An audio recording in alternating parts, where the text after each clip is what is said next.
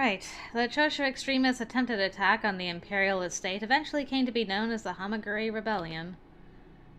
I guess we can skip through this part too. Just, here's the three guys we met again there, who were at the Akeda Inn. And then we have to fade. Are we at the end of chapter 2? Don't tell me that was the end of chapter 2 already. Okay. Thank goodness we're only going to a new month. It was just a very long fade, and I'm like, don't tell me already. It's snow time again! Are we gonna have another snowball fight? Please, please, please. January 1865. A few months have passed since the Hamaguri Rebellion, and the season has changed from summer to winter. I woke up to a numbing cold pain. That's not good. I opened the sliding door to see outside, and the sight before my eyes overwhelmed me. Whoa, snow? The yard looked as though someone had tossed a thick white blanket over everything. It was my second winter in Kyoto, but I still wasn't accustomed to its painfully cold weather. Still, cold was hardly a reason to avoid my work. That particular day, I was assigned cooking duty. Well, at least it'll be near something warm. But first I would need to gather water from the well. After that, I could begin my other preparations. That might be a bit difficult. So cold. My fingers were already beginning to go numb, and the wooden floor beneath my feet felt like ice. But I couldn't turn back, so I gripped my bucket tightly and quickly scurried to the kitchen. Oh, hello. Hey, Chizuru. Up early as always. Oh, good morning. His voice sounded as bright and relaxed as ever, completely unfazed by the cold. He doesn't even have a shirt on. Did you see the snow? I thought it was cold enough already, but now this? Somebody up there's got a sense of humor. He looked down at my bucket. Wait, if you've got a bucket, are you out making breakfast in this cold? Look, I can go wake up the other guys if you want some help, okay? Oh, no, I'm fine, really. I'm in charge of breakfast today. I want to do this. Okay. Are you gonna help me? Or are you just offering to get someone else to help me? I gave him my best smile, then turned and hurried toward the kitchen. Once I finished cleaning up after breakfast, I went back to my room to sew. Wow. Oh. He just bursts in without knocking. Hey, Chizuru, you got a minute? Ah! I jumped nearly a foot into the air as Nagakura appeared from nowhere. Oh, I'm sorry. It would be nice if you could say something or knock before you come in. Huh? Why? Why would that be a problem? Were you busy or something? I could have been changing, man. No, not exactly. Just... He tilted his head to the side and looked at me with a blank stare. Well, let's say you'd walked in while I was changing or something. That would be a problem. Boing. His eyes went wide. Ooh, a blushy Shinpachi! There's something I didn't think we'd see. Nice. Oh, right. Yes, that's right. I guess that is a possibility, huh? Sorry. Oh, no, you don't need to apologize. Nothing bad happened. I racked my brain to change the subject.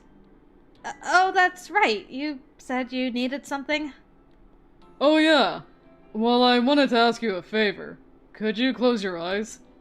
What? Why? Come on, just do it. This'll just take a minute. I waited for a second and I closed my eyes. Keep them shut, okay? 1 second. The floor creaked as he set something heavy down in front of me. What on earth? Okay, it's ready. Open your eyes, Chizuru. I let them flutter open. Ooh, what is that? And sitting in front of me was a large brazier, a few red coals glowing inside of it. Aw, thank you, that is so sweet. What's this for? Huh? Oh, well, you've had to... Oh my. Excuse me, let me try that again. Huh? Oh, well, you've had to go get water and stuff even though it's cold a lot lately, right? I saw your hands were getting pretty cold this morning, so I went and got this. You got this for me? Well, yeah, of course. You're like my sister or something. Aw, that's very sweet.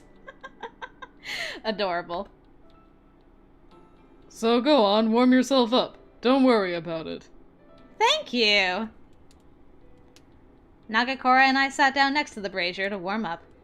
Gradually, I began to feel the heat seep into my body, and feeling entered my stiff fingers. Man, that must have been hard to sew when your hands are cold. Man, there's just something different about the cold in Kyoto. Just gets into your bones, you know? And then in the summer, it's hotter than an oven. How is that fair? I sure miss Edo. Were you born there? Yup, Edo boy through and through. My first bath was in the Sumida River. Oh? A river that flows through the city of Edo. Who would have known? Maybe that's it, huh? I never could get used to the way people talk here. Like they got something stuck in their teeth. Although, I guess Ito talks that way too, and he's from Edo. The moment he mentioned Ito, I saw Nagakura's face twist as if he just tasted something sour. You don't like Ito, do you? I know he's a smart guy. And we need smart guys if we want the Shinsengumi to get bigger. He looked down at his cupped hands, blew into them, and rubbed them together over the brazier. But ever since he showed up, Sanon's gotten worse. He's depressed almost all the time. And Kondo's getting a big head from all the ass-kissing, sorry to say, he gets from Ito. So as a result, seems like he can't see the big picture. I looked down at the floor and folded my hands as he continued. Everyone there cared about the Shinsengumi, but it was starting to feel as if they didn't all have the same ideas about how to succeed. That's interesting that we're getting that this early on. We haven't actually even met Ito yet, but we're already talking about him. And we're getting a little bit more info on how Shin felt that we kind of scratched the surface of in Harada's route. Oh, I just remembered something. I had to change the subject. You said you don't like the way people in Kyoto talk, but you love Kyoto women, right? Nice. He coughed in surprise and snapped his head over to look at me quizzically. Well, I only visit the red light district to, gather information, and,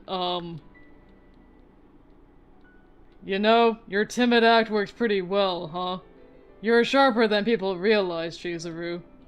That's because you're from Edo, isn't it? Maybe? I don't know. That seemed to be enough, though, and Nagakura and I laughed over our memories of Edo. Nice. Aw, talking about home. That's so sweet. Fireworks over the Sumida, visiting the Kabuki Theater, or watching the animals from the west at the foot of Ryokoku Bridge. A bridge over the Sumida River. The longer we spoke, the more we discovered we had in common, and so we kept talking as I lost track of time. That is so nice. Eventually, during a lull, I happened to glance down at the silently burning charcoal, and something occurred to me. Oh. I turned and looked up at Nagakura. While we've got this out, should I make some mochi? Mochi? You have some? Yes, Kondo snuck me a little. He said it was left over from New Year's, and I could eat it whenever I wanted. I'll prepare it right away. We're having such a nice winter's day in with this guy. This is so nice. Because I wanted to see him happy, I headed toward the kitchen as quickly as I dared. As soon as the mochi was ready, I scurried back. And he's gone? Huh? Aw, is he sleepy? Nagakura's eyes were closed and his head was wobbling back and forth. Nagakura? Are you asleep? Instead of waking up, however, his body tipped sideways and he slammed down on the floor. Then he started to snore. I guess he was tired. I was about to put a blanket over him so he wouldn't catch a cold when... Oh. Are you there, Yukimura? I need to ask you something. Oh, yes, I'm here. I could hear Shimada from out in the hallway. I slid the door open quickly and stepped out onto the chilly floor. What did you need? I'm looking for Nagakura, but I can't find him. Do you know where he is? He was on patrol last night, so I thought he might be sleeping, but he wasn't in his room. What? He had to be exhausted. He needed to sleep as much as he could. Shimada, is the business you were talking about urgent? No, not especially. I just had something I need to give him. Oh, I see. Sleepy boy. Sleepy boy, sleepy. Let him sleep. I wanted to let Nagakura sleep a little longer. I can give it to him later if you want. Well, I don't mind, but... He gnawed at his lip for a moment, but Shimada seemed too busy to give it too much thought. If it's not too much trouble, then yes. I'm surprised you gave it to her, because, like, how do you know she's gonna see him soon? He seemed relieved and handed me a small bundle of paper. I watched Shimada leave, then stepped back into my room. Nagakura lay there just as I'd left him. I sat down and looked at his sleeping face. Even though he'd been up all night, he was worried enough about me to find a brazier and bring it all the way to my room. The brazier warmed my hands, but the warmth felt in my heart came from somewhere else entirely. Nice. I pulled out a blanket and gently laid it over him. Have a good sleep, sweet Shin. With that done, I sat and returned to my sewing.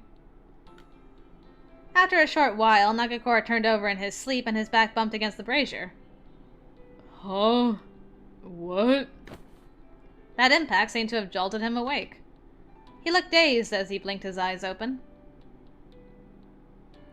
What? What's going on? Did I fall asleep? You did. You were really tired. Oh man, did I start drooling? Of course not. You were a perfect gentleman. Did I snore? It was loud, wasn't it? No, you slept very peacefully. The lies just keep coming. So, did you see me sleeping? No, I had my eyes closed the entire time. What do you think? At least she was truthful about this. Well, yes. I mean, you were in my room. He looked away. Oh well, no point in trying to act cool now, I guess. He grinned. I wanted to say thank you. I know you had the night shift last night, but you still took the time to do all of this for me. Aw, caught out. Huh? Well, hey, don't think I'm too nice. I just wanted to warm up too, you know. Don't need to thank me. He blushed sheepishly, and I couldn't stifle a giggle. Oh, I know. Let's make some mochi. I brought some over. I brought some roasted soy flour and soy sauce. Take whichever one you'd like. Awesome. It's always best to start with soy sauce. His eyes shone with excitement. I set the grill in front of him and placed the mochi on top. He practically jumped up and down in anticipation. Oh man, I hope it's done soon. When I was a kid, I could never wait for mochi to cook, so I'd always just end up eating it raw. Yeah, I can definitely see that. I wanted to give him what Shimada brought, but I didn't want to ruin the moment.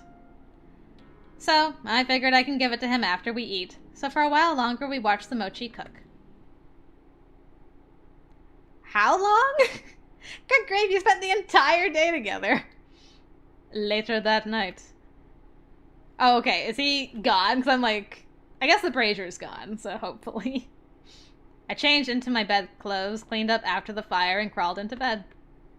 Thanks to Nagakura's brazier, I was much warmer. That was so nice of him. I thought back to the comfortable afternoon we'd spent together and drifted into a pleasant sleep. Did you end up giving him the thing? Well, I hope she did. Otherwise, Shimada's gonna be like, so did you give him the thing? Alright, but we're done chapter 2 now. Chapter 3.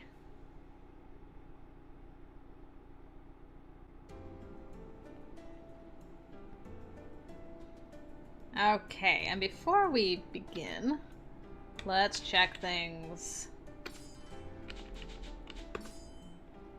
Alright, we had 30% with this boy. The dawn of the new year arrived. It was February of 1865, and we finished eating breakfast. I was carrying a plate full of tea and opened the door to the common room. Is this when we officially meet Ito? Tea's ready. I think so. I think we can skip this. Don't have to have the whole Ito sucks party. Yeah, there he is. And let's not forget the better half of the two brothers, Miki. There he is. So pretty. Love you, Miki. Forever shedding a tear that Miki's not a romance option. So pretty. Alright. Those guys are the worst, and Sanon's sad. Things are gonna go bad soon.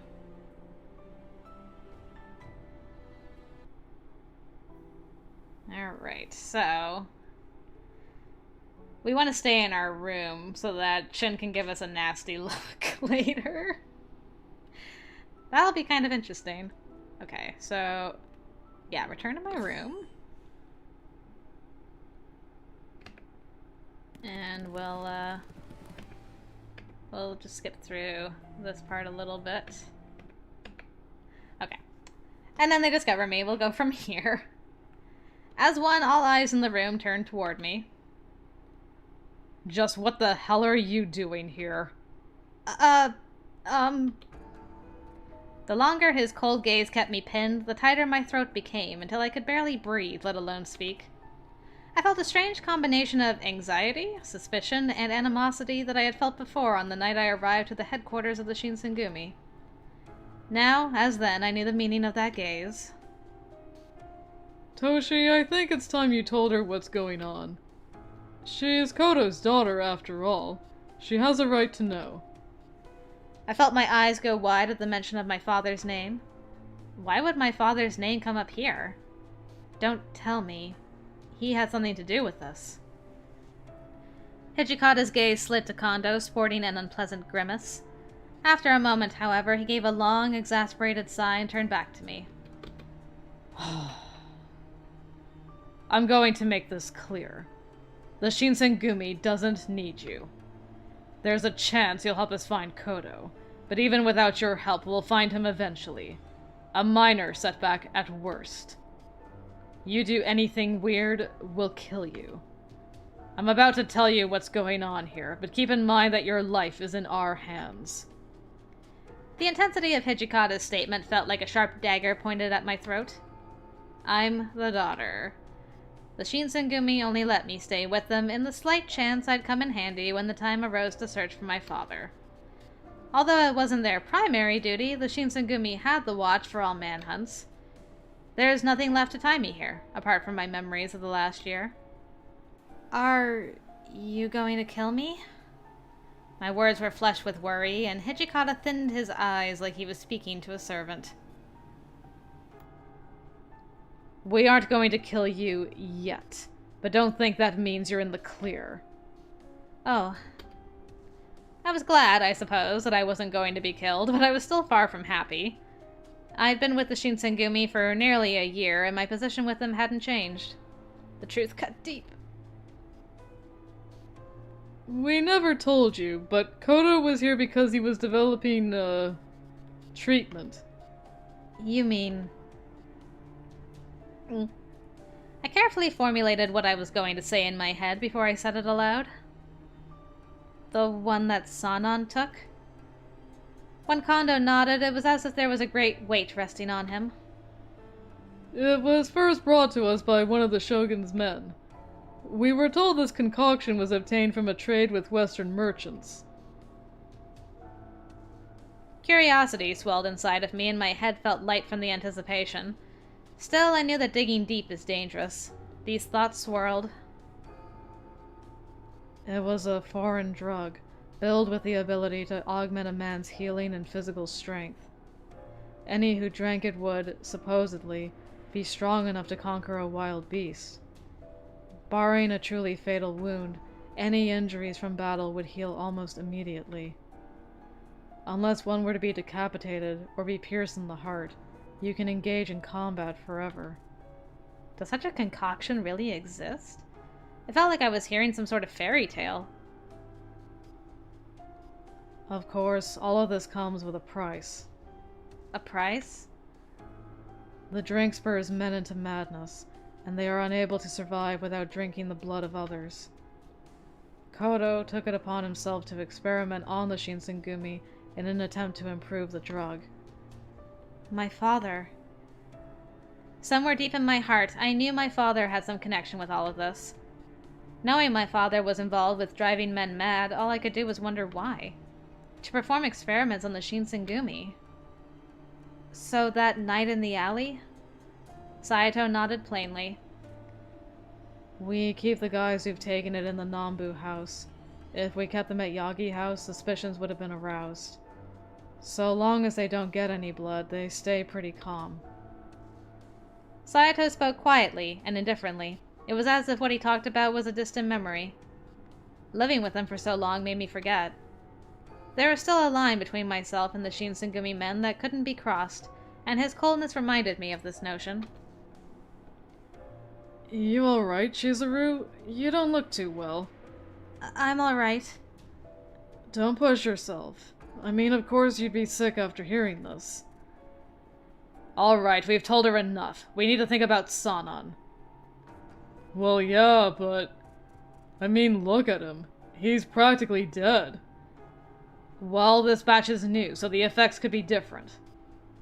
It's not a sure thing yet that he'll go mad. Well, if that crap actually does what it is supposed to, then that cut isn't going to kill him. Hijikata felt like he was restrained in saying this, as if he was trying to keep his hopes low. Kondo, can you keep an eye on him? Tonight's gonna tell if he lives or dies. Or goes crazy. Very well.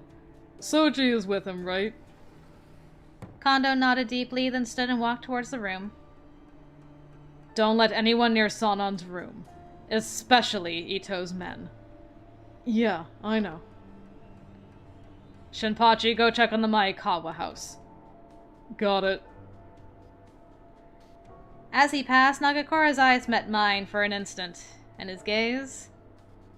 In them, I saw the same hostility felt on the night I'd first arrived, and they were filled with doubt and suspicion towards me. After that nice date we had. Saito, I want you in the inner courtyard. If Ito and his guys show up, keep them occupied. Understood. Eventually, Hijikata faced his gaze to me. Yukimura, I want you to stay with one of the captains. Okay. It seemed as though his suggestion wasn't out of worry for my well-being, but rather that it wasn't a wise idea for me to be wandering around. Stay out of the Nambu house. They get kinda rowdy at night. Alright. I bowed slightly, but even with their warnings I would be limited. Where should I go? Well, we haven't seen Shin in any of these other 3 places, so let's go back to our room. I felt like I didn't belong anywhere, so I decided to return to my room. However, there was no way I could sleep tonight, given the circumstances. I was alone in my room, and the images kept returning no matter how hard I tried to forget. Before I knew it, dawn was almost breaking. I wondered if any of the others were awake. You can't be by yourself! She goes back to her room by herself, and then is able to wander around anyway. Go Chizuru. She's a ninja. I slowly sauntered to the common room, and I saw a light flickering, sensing someone inside. There I saw Nagakura standing alone in the room. You're still up, Nagakura? Oh, it's you, Chizuru. I'm still in the middle of my watch. I take it you couldn't sleep. Yeah. It felt wrong that I intruded upon Nagakura, and he kneeled, brooding intensely over something, and it felt wrong to strike a conversation with him. As I stood watching him, Nagakura eventually opened up to me. Back in the day, there was a captain who drank the stuff on his own accord. And I guess it failed for him, too. So in the end he died from drinking it. Sanan knew about it. After muttering those words, Nagakura fell silent. It was clear today hurt everyone deeply. He's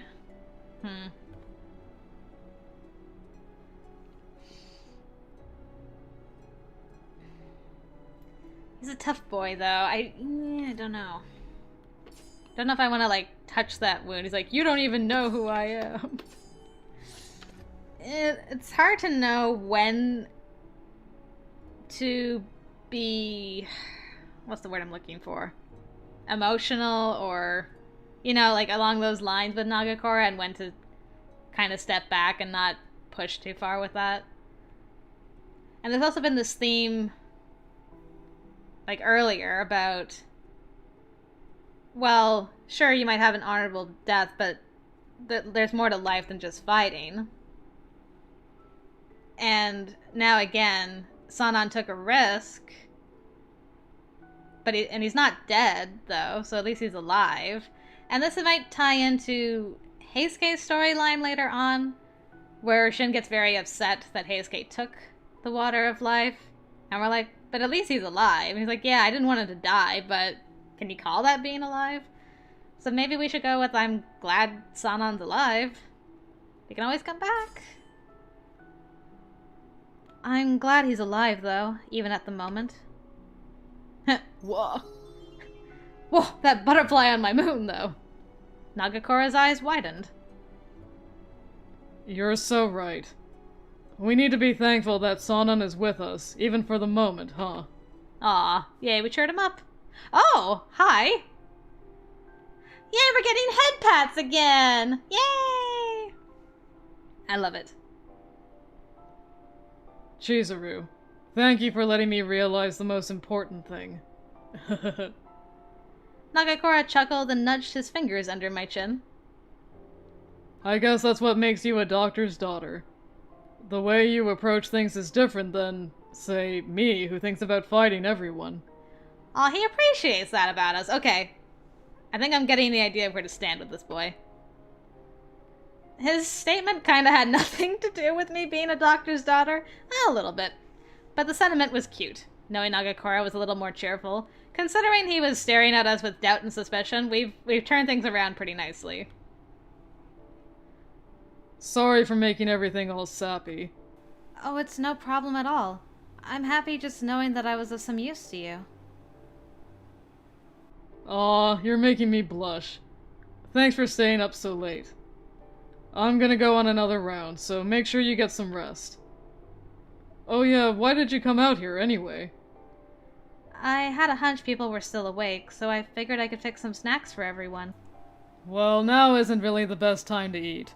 I'll eat a whole heap in the morning, don't worry. I see. Then please, be careful. Alright. Well, I'll be on my way. It's like he was leaving for work early in the morning, and she's like, be careful, hubby. Have a good day at work. With that said, Nagakura walked back to the Maekawa house. There wasn't much time left until morning, but I did my best to crawl into bed to get some sleep. Good job, girl. You killed it.